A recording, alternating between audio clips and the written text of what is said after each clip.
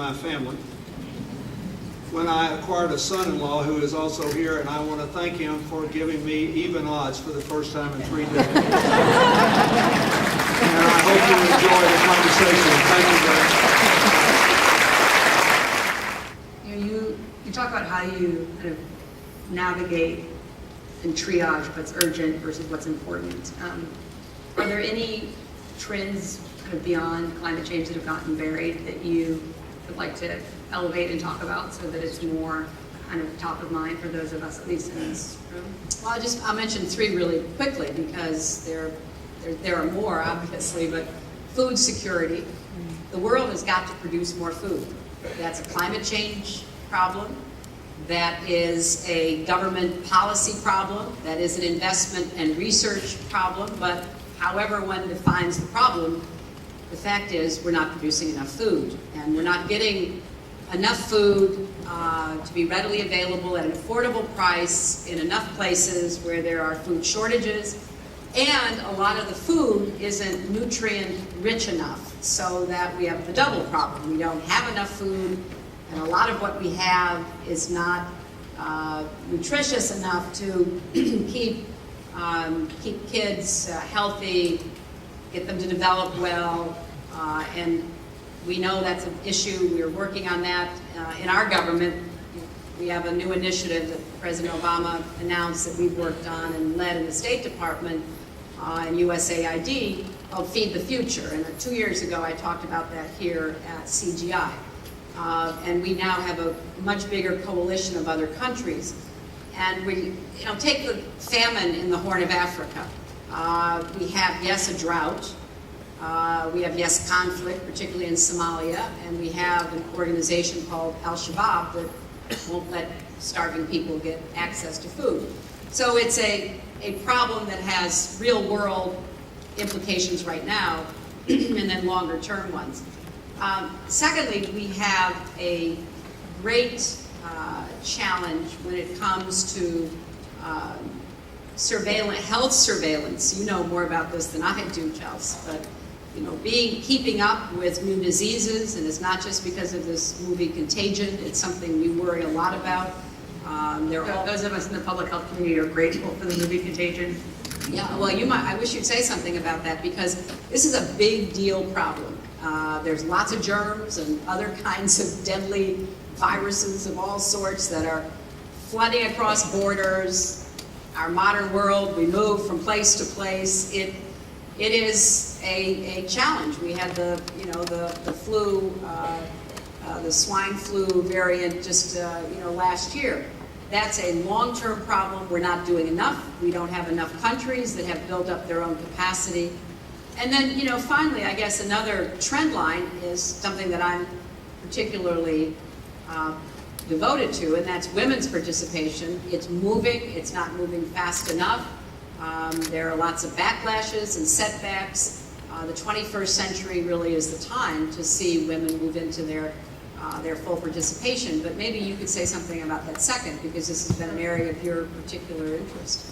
I think what you talked about with women's participation relates to 1 and 2. I learned a lot from your speech last week, but one of the things that I have not been able to psychologically digest is that if women farmers around the world were as productive as their male counterparts, and currently they're not as productive, not because of lack of effort or a lack of skills, but largely because of a lack of resources. Insufficient access to fertilizer, insufficient access to seed. The access they have to seed, it's often lower quality seed.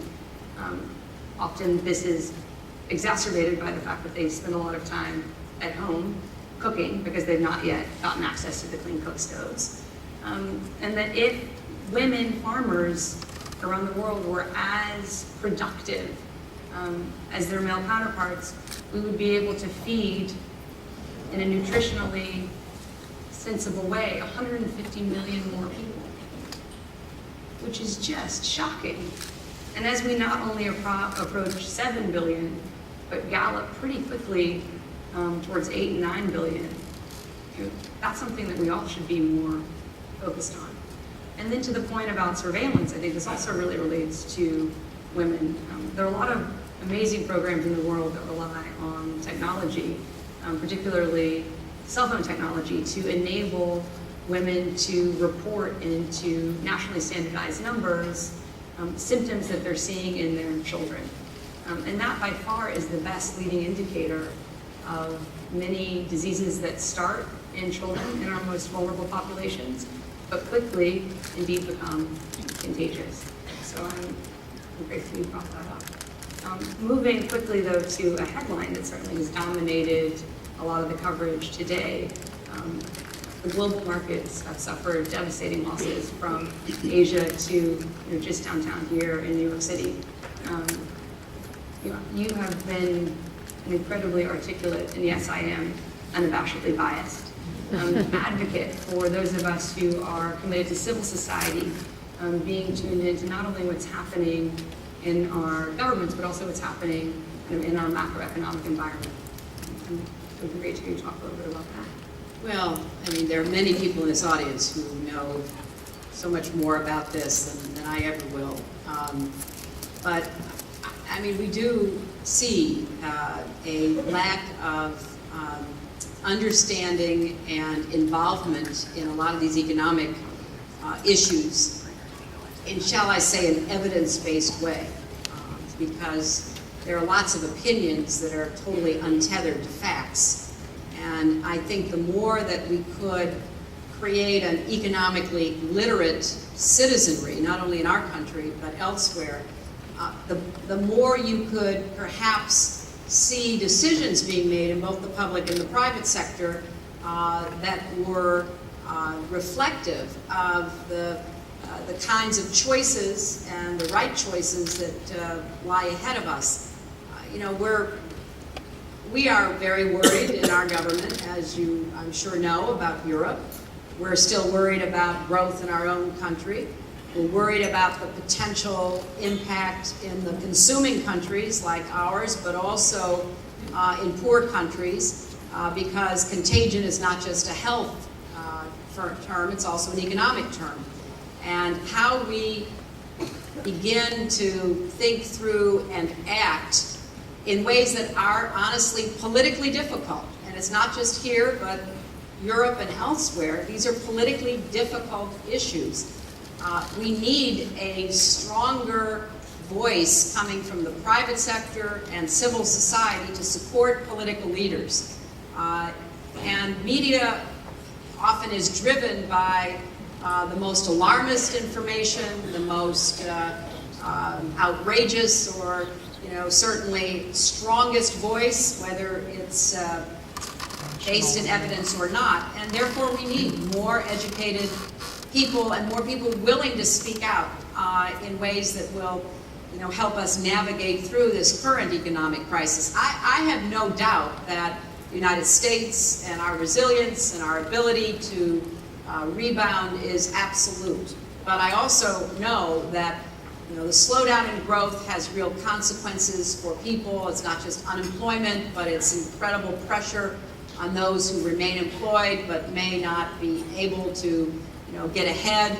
I saw a recent statistic that 1/3 of the people born into the middle class in the United States in the last generation have fallen out of it in the last 8 years. So we have a lot to do together, and I would make a plea for more people with knowledge and more people willing to be educated to not stand on the sidelines and shrug or throw a shoe at the TV when the political discussions take place, but to try to participate, play a productive role, and that goes full circle to what I believe is an age of participation, whether we like it or not.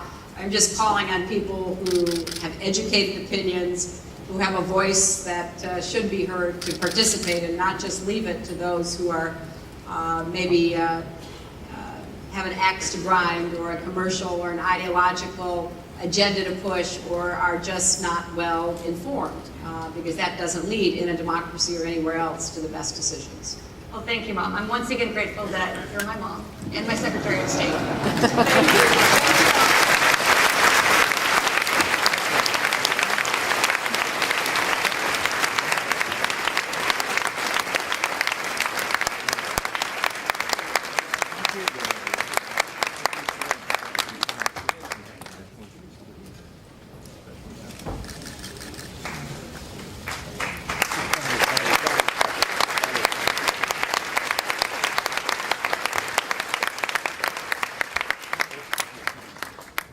see why I don't win many arguments at home.